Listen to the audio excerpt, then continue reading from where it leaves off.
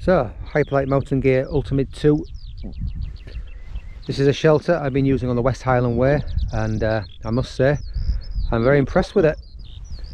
So I'll give you some of my initial thoughts, and yeah, so I've been using this for a few nights on the West Highland Way, and it's a very roomy shelter for one.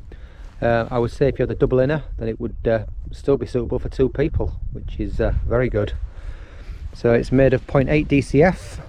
I got it in green, as you can see over there. Rich got his in white. So yes, all the pegging points have got several reinforced stitching across them, making it very, very strong. Again, the same with the guy points, reinforced stitching, and on the corner ones again, good reinforced stitching. So last night I had it in about 25 mile an hour wind. It just didn't move. It was very solid. I was very impressed with it. So it has two vents with mesh on, which is good. So if you pin it to the floor and zipped it all in, then you would have good venting, and no insects could get in.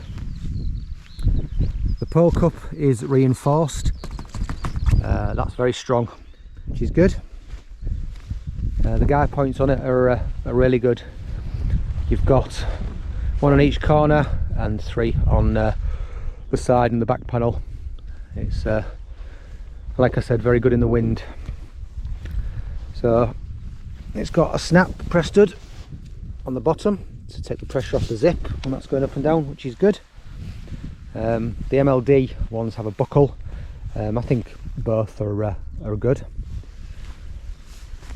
One thing I'm not overly impressed with is the way the doors tie back. I've adapted this so you can actually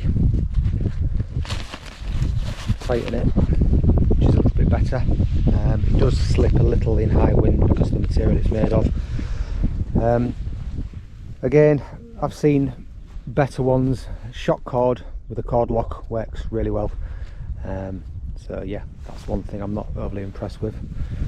The inner is very good. It's very roomy. It's tall enough to sit up. I'm 6 foot and I've got plenty of room in there. The width of it is good as well. You can fit all your kit in there. Length is good, so the bottom of your quilt or sleeping bag doesn't touch the mesh and get damp, which is good. And as you can see, there's plenty of room around the edges, so it's not close to the outer, which is very important. It's got an adjustable height, so you can either raise the back or the front, which is good. I do like that. I think maybe it could do with midpoint tie outs, I suppose you'd say, one for the pole and one that would attach to the back. That would stretch out a little bit more, and maybe one in the middle at the top, and that would yeah, that'd help give you a bit more room. The method of tying it back is, in my opinion, it's rubbish. You tie it in a bow, you're meant to, but what I've done is I've tied a loop there and tied so I put a cord lock on the end of it, and all you do is just slot the cord lock through and tie it up, and that works much better. It has line lock 3s on, so you can adjust it and get it centered just right, depending on what height you've got your pole and how you've got this pitched. It's also got a two-way zip on the inner, which I like. I also like the way the inner opens right up as well, so you can open it full length, which is really good. Nice and easy to get in and out of. It's got a splash panel here. I've actually got the inner pitched, I suppose you would say, the wrong way around. That is meant to go at the front, so the inner is meant to be pitched at this side. But it depends on what the ground's like. The ground isn't very good this side, and it was quite level that side, so I just switched it round. As you can see, there's no splash panel there, so the only issue with that is possibly when the door's open and it's raining.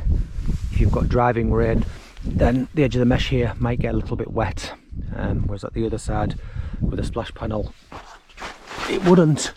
But I also think they should have extended the Cuban at least partial way around that side as well, because as you can see, if the door's moving a little bit, then yeah, the rain can still get in here. But yeah, just a couple of little niggles, nothing too serious. So these shelters are very expensive, but I would say, yeah, if you're serious about wild camping, then they're a great shelter. They're very tough and they're very roomy, and they're pretty light. I think that full setup comes in at around 900 grams, which is really good. Another thing I do really like is the two-way zip. It's good for venting. I'm very impressed with that. So all in all, I do think it's a great shelter, and yes, it's definitely one I'll be keeping and using on a regular basis.